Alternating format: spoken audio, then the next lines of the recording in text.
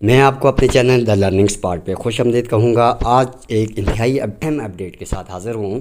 محکمہ تعلیم خیبر پختونخوا کی جانب سے ایک اہم نوٹیفیکیشن جاری کیا گیا ہے، جس نے ایٹا ٹیچنگ بھرتی کے تمام امیدواروں میں ایک نئی امید پیدا کر دی ہے۔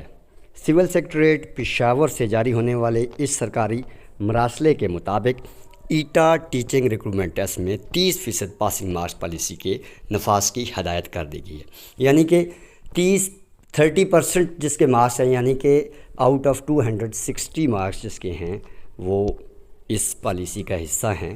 بہت سارے ایسے کینڈیڈیٹس تھے جو کہ ٹیسٹ میں فیل ہو چکے تھے، یعنی کہ ان کے نمبر کم تھے، تو اگر اب ان کے مارکس آؤٹ آف 260 مارکس اگر بنتے ہیں تو وہ ان کے لیے یہ ایک گڈ نیوز ہے۔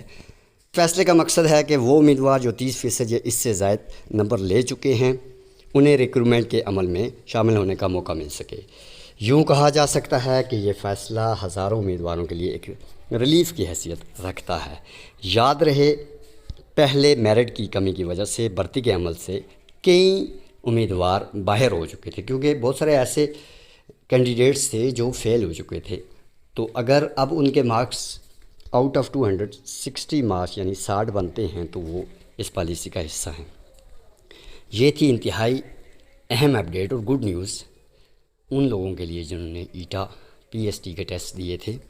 اگر آپ نے ایٹا کے ذریعے ٹیچنگ پوسٹ کے لیے اپلائی کیا تھا تو یہ خبر یقینی طور پر آپ کے لیے بہت اہم ہے۔